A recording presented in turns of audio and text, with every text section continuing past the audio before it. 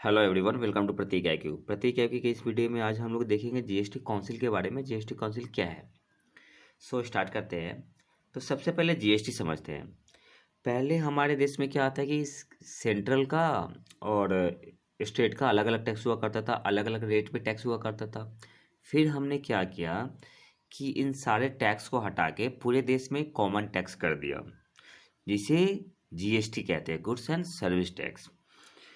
अब क्या हुआ कि जीएसटी लागू कब हुआ था हमारे देश में? 1 जुलाई 2017 में। ठीक है, इस पॉइंट को याद करना होगा आपको। लागू कब हुआ था जीएसटी? 1 जुलाई 2017 में। अब इस जीएसटी को रेगुलेट करने के लिए हमने क्या बनाया? एक जीएसटी काउंसिल। जीएसटी को रेगुलेट करने के लिए हमने क्या बनाया? एक जीएसटी काउंसिल बनाया।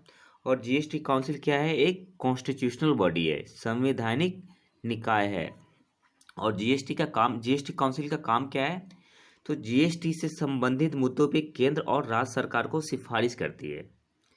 जीएसटी काउंसिल जो है वो जीएसटी से संबंधित मुद्दों पे केंद्र और राज्य सरकार को सिफारिश करने का काम करती है, जो कि एक कॉन्स्टिट्यूशनल बॉडी है।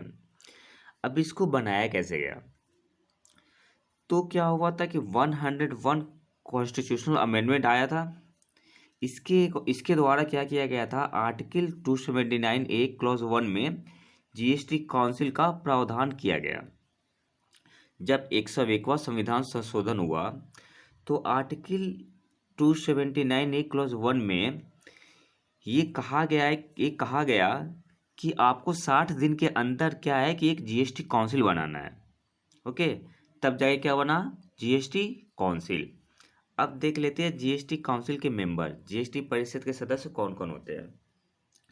तो सबसे पहले 28 राज्यों से होते हैं, 3 केंद्र शासित प्रदेश से होते हैं। और वो केंद्र शासित प्रदेश कौन है?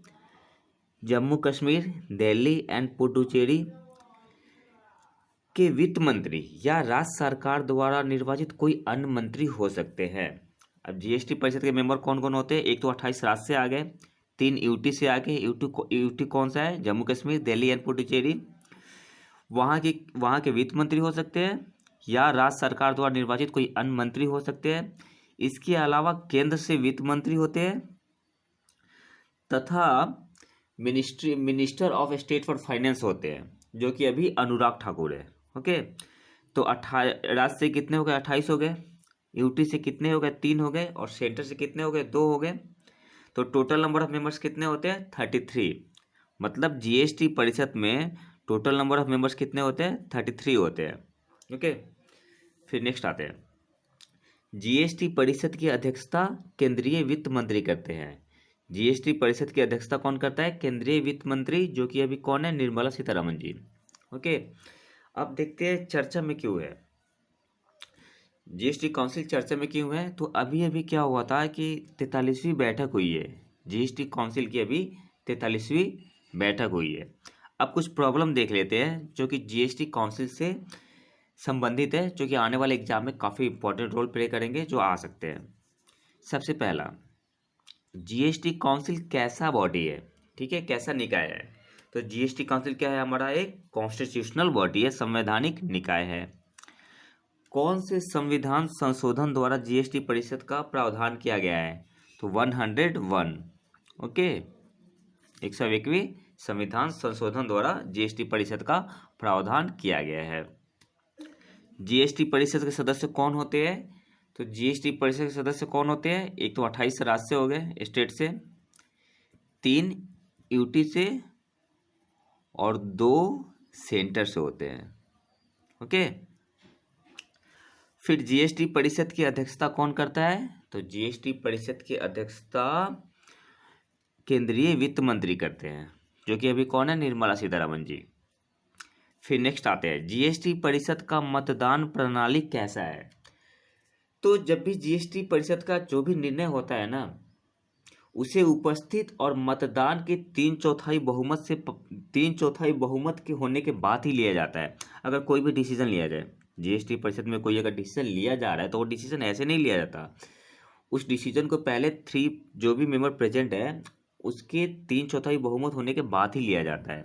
ये है जीएसटी परिषद का मतदान प्रणाली।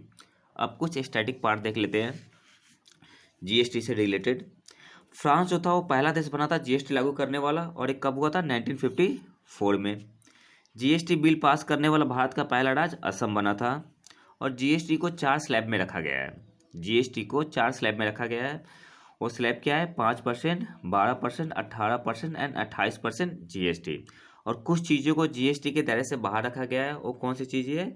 Alcohol for human consumption, petroleum product, electricity, ये सब क्या है? जीएसटी के दायरे से बाहर है। तो ये था पूरा जीएसटी काउंसिल के बारे में। अगर वीडियो पसंद है तो लाइक करें और चैनल को सब्सक्राइब जरूर कर ले। अगले वीडियो में नए टॉपिक के साथ मिलते हैं, तब तक के लिए नमस्कार, थैंक यू।